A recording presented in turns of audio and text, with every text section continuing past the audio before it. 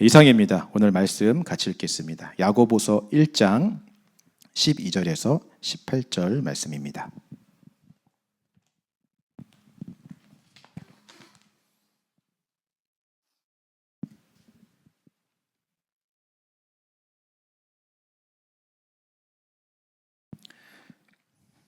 자, 12절에서 18절 말씀 우리 한 절씩 같이 교독하도록 하겠습니다. 시험을 참는 자는 복이 있나니 이는 시련을 견디어낸 자가 주께서 자기를 사랑하는 자들에게 약속하신 생명의 면류관을 얻을 것이기 때문이라.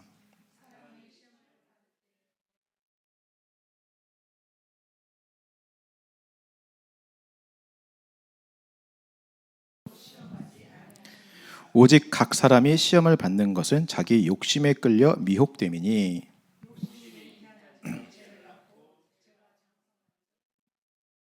내 사랑하는 형제들아 속지 말라.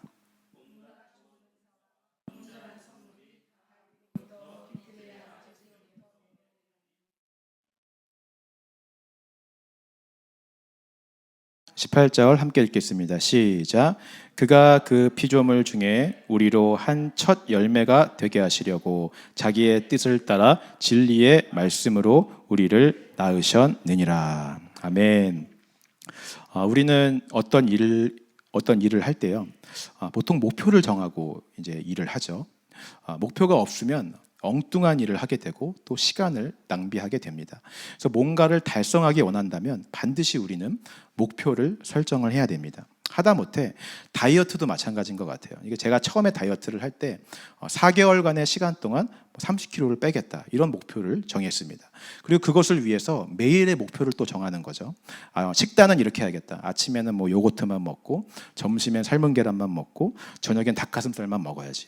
운동은 매일 30분 이상을 하고 상체를 3일 하고 하체를 2일 하면 좋겠다. 그래서 상체를 하는 날은 순서대로 뭐 가슴, 어깨, 등, 팔, 하체는 뭐 허벅지, 종아리 뭐 이런 식으로 세부 목표들을 매일같이 정해서 그 매일의 목표들을 이루어 나가는 것입니다. 그런 목표 달성들이 매일매일 이루어져서 4개월이 모아졌을 때 처음 세웠던 그 목표를 마침내 이루게 될 수 있었다라고 하는 것이죠. 이것이 제가 4개월간 목표를 달성해서 이루었던 부끄럽지만 이 모습입니다. 많이 변했죠. 근데 여러분, 제가 이렇게 목표를 세워서 다이어트를 했던 진짜 이유가 무엇일까요? 30kg을 빼는 게 다이어트의 진짜 목적은 아니잖아요. 이것은 뭔가를 이루기 위한 목표였지 목적 자체는 아니었습니다. 진짜 목적은 이 30kg를 빼는 것을 통해서 몸을 건강하게 만드는 것이 진짜 목적이었죠. 지금 물론 다시 살이 조금 찌긴 했지만 많이 찌긴 했지만 살이 빠졌을 때는 그렇게 몸이 이렇게 편안할 수가 없더라고요. 아침에 일어나는 것도 너무 쉽고 밤에 잘 때도 너무 편하게 잠들고 속도 더부룩하지 않고 이게 쉽게 피로해지지 않는 그런 건강함이 저한테 있었습니다. 그러니까 이런 건강한 삶을 위해서 우리가 매일의 목표를 정해서 다이어트를 해왔다라고 하는 것입니다. 우리가 목표를 설정하는 근본적인 이유는 진짜 목적을 이루기 위해서 목표를 설정한다라고 하는 것입니다. 그 목적을 바라보고 우리는 세부 계획들을 세워서 달려나가는 거죠. 우리의 신앙생활도 그런 것 같아요. 야고보는 지금까지 이 신앙생활의 목표들을 계속 이야기해 왔습니다. 야고보서를 통해 계속 강조해 왔던 그 목표가 무엇이었습니까? 말씀과 삶이 일치하는 온전함, 그것이 바로 목표였습니다. 이 목표를 위해서 야고보는 쭉 그 세부 계획들을 1장을 통해서 우리가 보았던 것처럼 계속 이야기해 온 것이죠. 시험이 있어도 여러 가지 시험이 있어도 인내로 견뎌라. 고통과 환난 속에도 지혜를 구하라. 낮은 마음이 되어라. 매일매일 이 목표들을 이루며 살아갈 때 마침내 말씀과 삶이 일치하는 온전함이라는 목표를 달성하게 된다라고 이야기를 하는 것입니다. 자, 그렇다면 말씀과 삶이 일치하는 온전함이 야고보서가 계속 이야기하는 목표였는데 이 목표는 무엇을 이루기 위함이었습니까? 정말 근본적인 목적. 이 목적을 이루기 위해서 야고보가 이 목표들을 야고보서를 통해 제시하고 있는 거죠. 오늘 우리가 이 목표대로 살아야 되는 진짜 목적에 대해서 야고보가 이야기를 하고 있는 거예요. 12절 말씀 다시 한번 읽어보겠습니다. 12절 시작.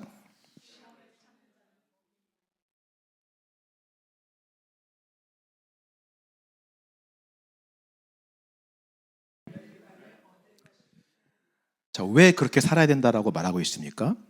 복이 있기 때문에 그렇게 살아야 된다라고 얘기하는 거예요. 우리가 말씀과 삶이 일치하는 그 온전함이라는 목표를 위해 계속 살아가는 이유는 이 복을 받기 위해서라고 하는 것입니다. 자, 그렇다면 이 복이 무슨 복을 말하는 것일까요?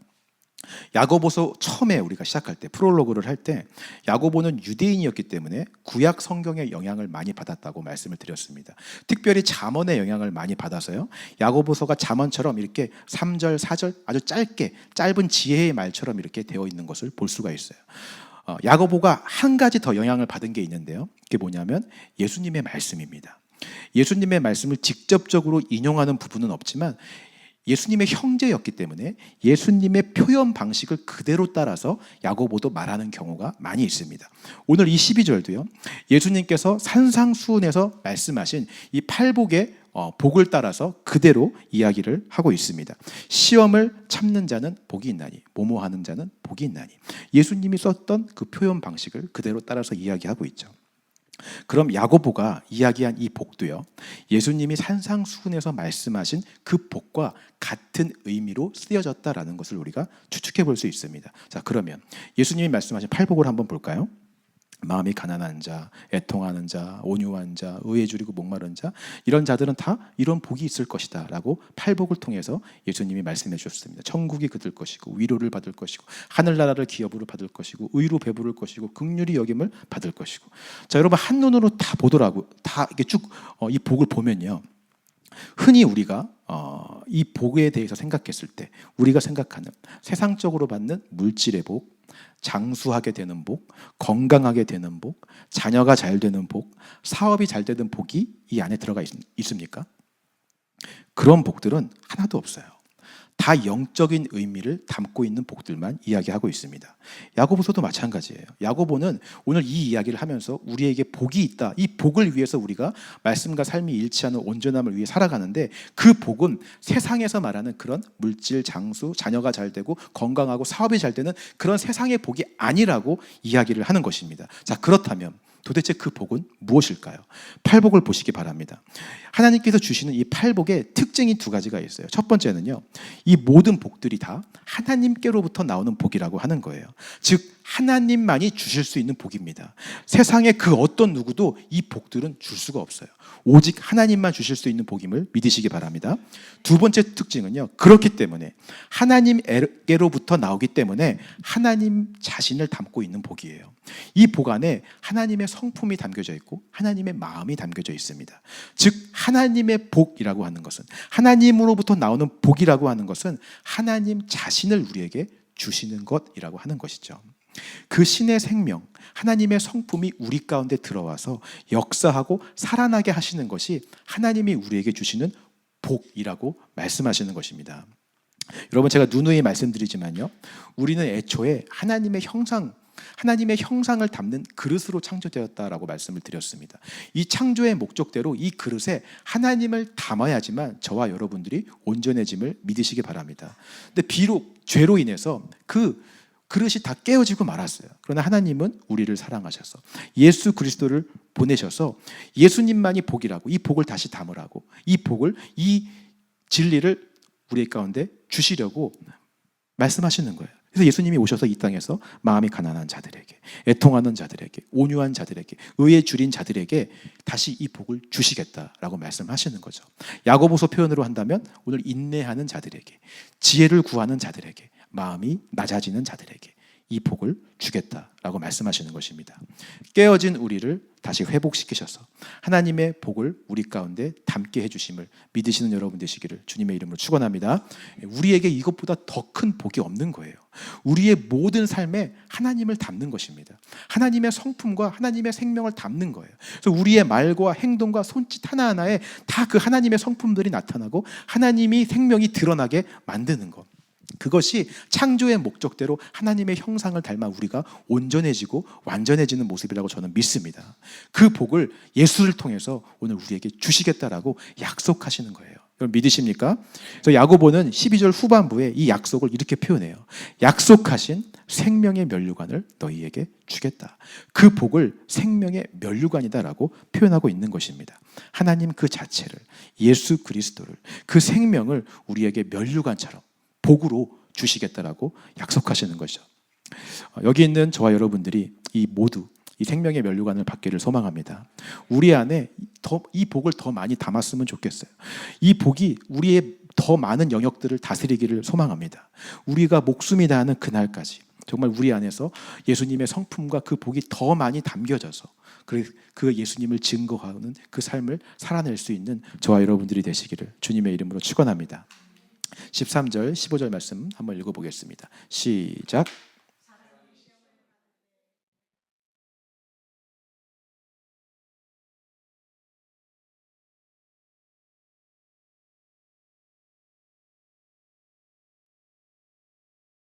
자기 욕심에 끌려 미혹됨이니.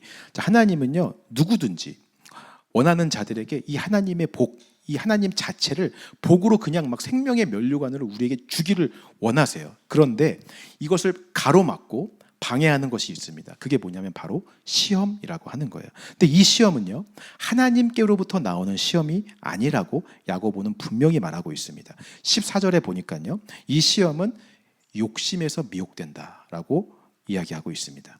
자, 여기서 말하는 시험은요, 하나님께서 우리를 성장하기 위해서 주시는 훈련이나 연단을 말하는 것이 아닙니다. 말 그대로 내 안에 있는 이 죄 때문에 생기는 미혹과 유혹을 말하는 거예요. 야고보는 이 죄성, 우리 안에 있는 이 죄 때문에 생기는 이 유혹을 설명하기 위해서 15절에 인간의 탄생 과정을 비유로 들어서 이 죄의 본질적인 속성에 대해서 설명을 합니다. 15절 말씀 한번 읽어보겠습니다. 시작. 욕심이 잉태한 즉 죄를 낳고 죄가 장성한 즉 사망을 낳느니라. 여러분, 이 과정을 보면요, 우리가 이렇게 오해하기 쉽습니다. 욕심이라고 하는 게 점점 발전해서 죄가 되고, 죄라고 하는 게 점점 발전해서 사망이 된다라고 단계적인 과정으로 우리가 이것을 오해하기 쉬워요. 근데 야고보는 그런 목적으로 쓴 것이 아니고 동일한 것이 각각 다른 모습으로 변화되는 것을 보여주기 위해서 이 구절을 쓴 것입니다. 그래서 사람의 출생 과정을 비유로 드는 거예요. 인간, 나라고 하는 본질은 동일하잖아요. 그것이 잉태되어서 장성한다고 해도 인간의 본질 자체가 바뀌는 것이 아닙니다. 여전히 나잖아요. 장성해도 여전히 나입니다. 그리고 결국 그 내가 죽음을 맞이하게 되는 거죠. 본질은 동일한 나이고 그것이 잉태와 탄생과 장성이라는 죽음이라는 모습으로 각기 변화되고 있는 모습을 보여주고 있는 거예요. 마찬가지로 저와 여러분들 안에 있는 죄의 본질도 똑같습니다. 이건 변하지 않는 거예요. 우리 안에서 이건 욕심으로, 죄로, 사망으로 각기 다른 모습으로 표현되고 있을 뿐이죠. 결국 죄의 본질은 동일한 것입니다. 근데 어떤 사람은요, 이것을 이렇게 생각해요. 이것이 동일한 것이 아니라 아까 이야기했듯이 단계적으로 발전이 되는 거라고 생각을 해요. 세상에 많은 철학자들이 그렇게 생각을 했습니다. 그래서 이렇게 이야기를 해요. 죄가 아직 잉태되지 않고 우리 마음 가운데 있을 때 마음으로는 품었는데 이것이 행동으로 나타나지만 않으면 이건 죄가 아니다 라고 생각을 하는 거예요. 마음으로는 물론 죄된 마음을 품었지만 내가 행동으로 옮기지도 않고 남에게 피해도 주지 않았으니까 이것은 죄가 아니다라고 안심하는 거죠. 죄가 단계적으로 발전을 한다라고 이해하는 거예요. 여러분, 죄가 이렇게 발전하는 것으로 우리가 이해를 하면 결국 이런 생각을 하게 되죠. 마음에 죄가 잉태되고 이것이 점차 커져서 장성해서 죄가 되고 결국 이것이 그 대가로 사망에 이르게 하게 되니 아직 행동으로 나타나지 않고 이 죄가 마음에 있을 때 행동으로 나타나지 않도록 내가 고행하고 참선하고 수행해서 열심히 노력하고 절제해서 이 죄를 참아내면 나는 죄를 안 짓는 사람이지. 우리 힘으로 노력해서 그 죄를 끊어낼 수 있지. 이런 착각을 하게 되는 것입니다. 성경이 그렇게 말하던가요? 성경은요, 우리가 마음에 미워만 해도 살인했다라고 말하고 있습니다. 미움과 살인이라는 죄가 동일하다라고 이야기해요. 미움이 커져서 그 다음 단계로 살인이 되는 것이 아닙니다. 미움과 살인은 본질적으로 같다라고 이야기하고 있습니다. 여러분 믿으십니까? 우리가 태어나는 순간부터 자라고 죽는 마지막 그 순간까지 우리의 이 본질적인 죄의 속성은 계속 같은 모습인 거예요. 변하지 않는 것이죠. 노력해서 이거를 좀 줄일 수 있고 다음 단계로 나가기 전에 우리가 막을 수 있는 성질의 것이 아니다라고 하는 거예요. 하나님 보시기엔 다 죄예요. 어떤 죄든 다 똑같은 본질적인 죄의 속성으로 하나님 앞에 죽을 죄로 하나님은 다 바라보시는 것입니다. 오늘 저와 여러분들 안에 다 이 죄의 본질이 있어요. 이 속성이 있습니다. 그리고 우리는 이 본질 때문에 유혹을 당해요. 미혹을 받는 거죠. 그래서요, 죄로 인한 시험은 이 죄의 본질을 그대로 담고 있습니다. 항상 이 미혹은 이 본질을 만족시키는 방향으로 미혹이 오게 돼요. 자, 반대로요, 아까 얘기했던 하나님의 훈련, 연단, 이것은요, 이 본질을 죽이고 없애는 것으로 우리에게 오게 됩니다. 큰 차이가 있는 것이죠. 이걸 헷갈리면 안 되는 거예요. 사탄이 교묘하게 우리를 속여요. 이 본질적인 죄로 인해서 우리가 미혹당하는 건데 마치 하나님이 우리를 훈련하고 연단하는 것처럼 속이는 것입니다. 그래서 야고보가 16절에 아주 강하게 얘기하죠. 내 사랑하는 형제들아, 제발 속지 말라. 이런 것입니다. 예를 한번 들어보겠습니다. 저번에도 비슷한 예를 한번 들었던 것 같은데, 교회 안에서요, 내가 어떤 행사를 맡아서 진행하게 되었어요. 일을 하다 보니까 내 말에 잘 따라오는 사람도 있고 내 말에 반대하고 의견을 제시하는 사람들도 있을 수 있습니다. 내 말에 반대하는 사람들을 데리고 이 일을 하자니 너무 힘든 거예요. 나는 빨리 이 일을 성공시키고 진행하고 싶은데 이 사람들까지 다 설득시켜서 하기엔 너무 벅찬 거죠. 그래서 안 되겠다. 사업하듯이 밖에서 이렇게 비즈니스 하듯이 내 말 안 듣는 사람들은 다 빼버리고 나랑 말이 통하는 사람들만 데리고 으쌰으쌰해서 일을 진행하기로 했습니다. 결과가 어떻게 되었을까요? 대성공이었어요. 마음이 맞는 사람들과 함께 모여서 이 일을 하니까 정말 큰 업적을 이루고 너무 완벽하게 일을 성취했어요. 사람들은 다 축하하고 환호하고 기뻐했습니다. 다 나를 인정해 줬어요.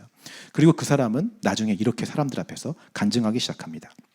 여러분, 일을 하면서요, 물론 어려움도 있었습니다.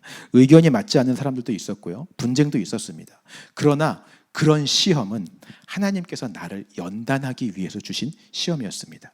결국 나를 이렇게 성공하게 해주시려고 하나님이 나를 시험하셨던 것입니다. 나는 그 시험을 이기고 결국 이렇게 성공했습니다. 잘 되었습니다. 큰 업적과 성취를 이루었습니다. 이 모든 것이 다 하나님의 은혜입니다. 라고 간증을 했어요. 그럼 어떠십니까? 이 사람이 힘든 이유가 무엇이었습니까, 여러분? 내 의견이 옳은데 그 의견에 안 따라주는 사람이 있어서 힘들었죠.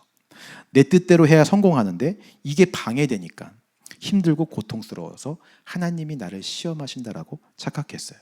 결국 자기는 이 모든 것들을 다 이겨내고 일을 잘 마치고 성공했으니까 자기는 시험을 통과하고 승리한 사람이라고 생각하고 있습니다.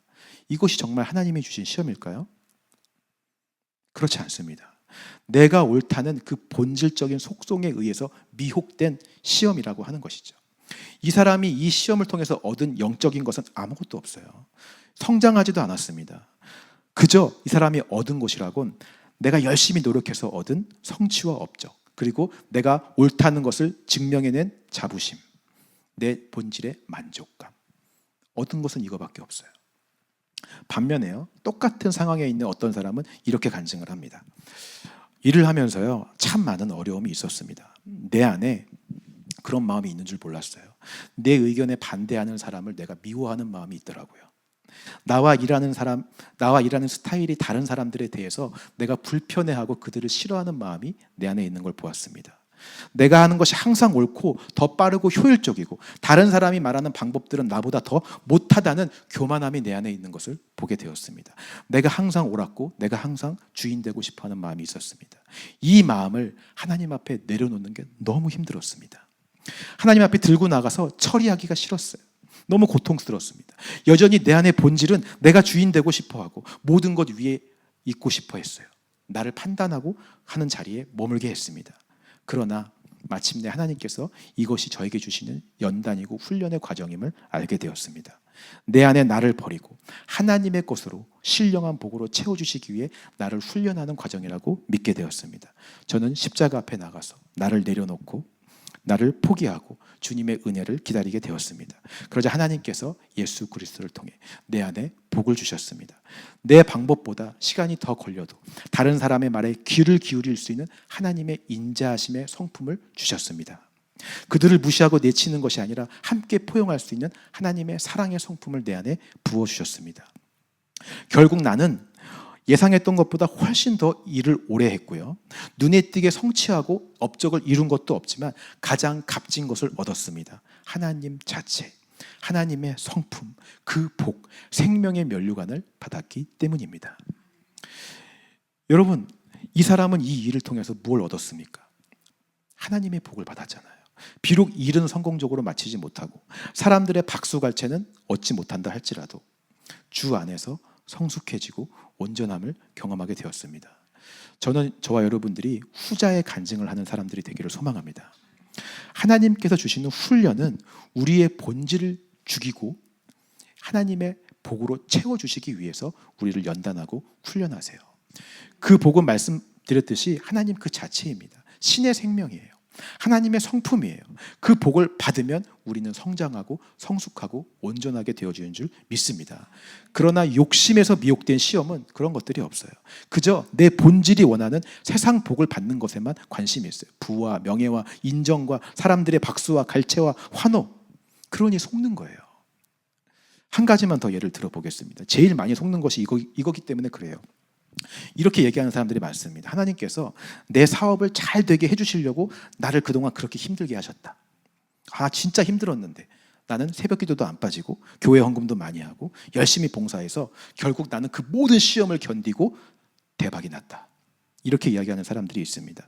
여러분, 이 사람이 말하는 시험이라는 것을 통해서 이 사람이 얻은 것이 무엇입니까? 사업이 잘됨, 내가 포기하지 않고 열심히 신앙생활했다는 자부심, 이거 두 개 얻었죠. 이 사람이 경험한 하나님은 어떤 분입니까? 내가 열심히 일한 만큼 보상해 주시는 분. 만능치트키, 도깨비방망이, 그게 다예요. 이런 간증을 들으면 이 본질에 우리는 똑같은 죄의 속성이 있기 때문에 속습니다.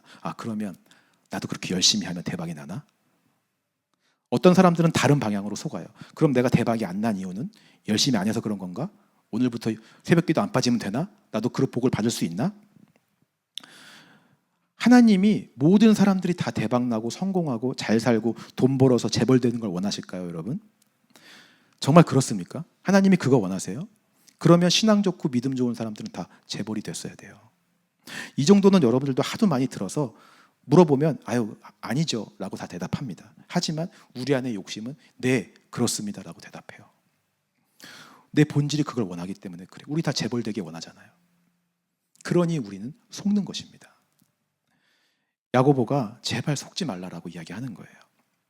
그리고 이어서요, 본질에 의해서 미혹당하는 그런 시험이 아니라 정말 하나님의 훈련, 하나님의 연단이 있을 때 어떠한 복들을 받게 되는지를 자기가 경험한 이야기들을 하기 시작합니다. 17절 말씀 읽겠습니다. 시작.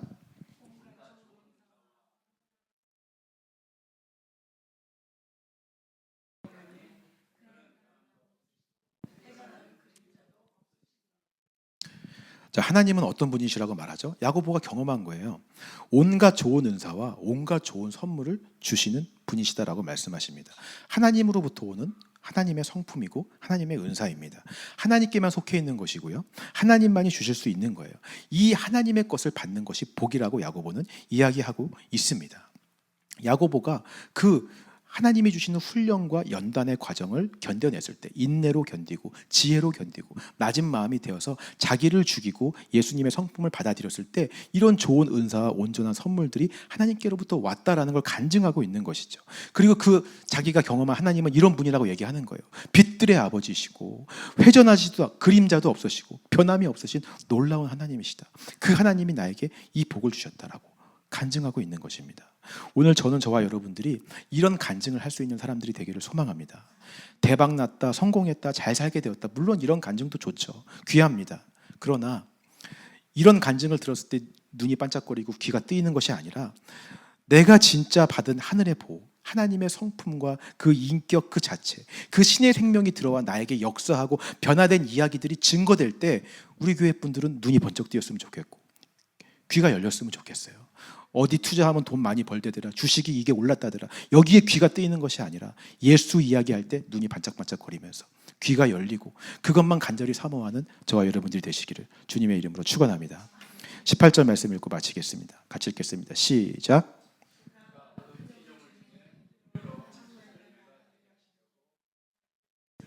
진리의 말씀으로 우리를 낳으셨느니라. 자, 오늘 말씀을 정리해 본다면요, 우리가 이 땅에서 말씀과 삶이 일치하는 삶을 살아야 되는 게 목표인데, 그 목표를 왜 우리가 이렇게 살아내냐면 근본적인 목적이 있기 때문에 그렇습니다. 그것은 바로 하늘의 복을 받기 위함이다라고 얘기하고 있어요. 그 복이 물질적인 그런 세상의 부귀영화가 아니라 하나님께서부터 오는 자신, 성품, 생명의 면류관이라고 야고보는 이야기합니다. 하나님은 이것을 원하는 모든 백성에게 주기를 원하세요. 근데 이 복을 방해하는 것이 있었습니다. 그것이 무엇이었습니까? 바로 시험이었죠. 근데 이 시험은요, 우리의 안에 있는 본질적인 죄의 속성으로부터 미혹되는 시험이다라고 야고보는 이야기하고 있어요. 이것을 설명하기 위해서 야고보는요, 이렇게 얘기합니다. 욕심이 죄를 낳고 죄가 장성한즉 사망이 되어서 죽음에 이른다라고 얘기하고 있습니다. 인간의 탄생 과정을 빌어서 이야기를 하고 있습니다. 이 모든 이야기를 마치면서요, 이 시험을 이길 수 있는 방법에 대해서 야고보가 제시하고 있는 거예요. 근데 똑같이 얘기합니다. 아까 얘기했던 표현 방법, 사람의 탄생 과정을 똑같이 비유로 들어서 18절을 이야기하는 거예요. 그가 모든 피조물 중에 우리로 한 첫 열매가 되게 하시려고 자기의 뜻을 따라 진리의 말씀으로 우리를 낳았다라고 이야기를 합니다. 말씀으로 우리를 낳아서 우리가 장성케 돼서 첫 열매가 되게 하신다라는 표현 방법을 따르고 있는 거죠. 여러분, 시험을 이길 수 있는 방법은 이 방법밖에 없습니다. 이 죄된 본질적 속성은 변하지 않는다라고 말씀드렸죠. 고칠 수도 없습니다. 우리 힘으로 이길 수도 없고요, 다음 단계로 나가지 못하게 우리가 줄일 수도 없고 막을 수도 없는 것이라고 말씀드렸어요. 이걸 해결할 수 있는, 이 시험으로부터 자유로울 수 있는 유일한 방법은 다시 태어나는 것밖에 없음을 믿으시기 바랍니다. 거듭나야 돼요. 그래서 하나님이 말씀을 우리 가운데 주셔서 우리를 낳으셨습니다. 신의 생명으로 저와 여러분들을 낳으신 거예요. 예수 그리스도를 우리가 거듭난 줄 믿으시기 바랍니다. 그리고 우리를 장성케 해서 첫 열매가 되게 하셨대요. 이스라엘 백성들은 늘 추수하기 전에 가장 처음 익은 열매들을 하나님 앞에 드렸습니다. 처음 난 것은 다 하나님의 것이기 때문에 그래요. 오늘 저와 여러분들을 그렇게 첫 열매 되게 해주신대요. 하나님의 백성으로, 하나님의 소유로 그렇게 만들어주시는 줄 믿습니다. 본질적으로 우리는 하나님과 같을 수 없는 존재인데 말씀으로 우리를 다시 태어나게 해주셔서 신의 생명으로 하나님과 똑같은, 예수 그리스도와 똑같은 주의 자녀로 하나님이 바라보신다라고 하는 것이죠. 여러분, 이것만이 우리가 시험에서 이길 수 있는 유일한 방법임을 믿으시기 바랍니다. 결국 이 신의 생명을 우리에게 주셔서 하나님의 소유된 첫 열매로 삼아주시는 것이 오늘 우리가 받는 가장 큰 복이며 생명의 면류관임을 믿으시는 여러분 되시기를 주님의 이름으로 축원합니다. 그래서 이번 주 빛을 비추는 행동에 대해서 말씀드릴게요. 여러분, 지난주는 우리가 마음이 낮은 자들, 부한 자들에게 그들의 마음이 닿도록 가서 이야기하는 것이었잖아요. 복음을 전하고 작은 호의, 선물, 이야기, 메시지 보내는 거, 이런 것들이었습니다. 이번 주는요, 욕심에 의해서 우리가 시험을 받는다 그러잖아요. 의도적으로 좀 욕심을 내려놓는 훈련을 좀 해봤으면 좋겠습니다. 이런 거죠. 나에게 필요하지도 않는데 괜히 더 사게 되는 것들이 있잖아요. 하다못해 우리가 장을 보러 갔는데도 분명히 집에 있는데, 마트에 갔는데 필요하지도 않은데 막 더 사게 되는 것들, 그런 것들을 좀 절제했으면 좋겠어요. 식욕도 마찬가지입니다. 저한테 꼭 필요한 건데, 이거는 분명 배가 부른데 더 먹겠다 하는 것도 욕심인 거거든요. 잠도 마찬가지다. 충분히 잤는데 더 자겠다 하는 것도 다 욕심인 거죠. 이런 모든 우리의 안에서 본질적인 나를 만족시키기 위해서 나오는 이 욕심에서 비롯된 시험들을 우리 스스로 절제하는 그런 훈련들이 좀 우리 가운데 있었으면 좋겠습니다. 아까도 말씀드렸듯이 이것은 우리 힘으로 할 수 있는 게 아니잖아요. 신의 생명으로 내려놓는 거예요. 우리 안에 주신 예수 그리스도, 복을 의지해서 내가 첫 열매 되었음을 믿음으로 믿고 이 욕심을 이기고 절제하는 한 주간이 되시는 저와 여러분들 되시기를 주님의 이름으로 축원합니다.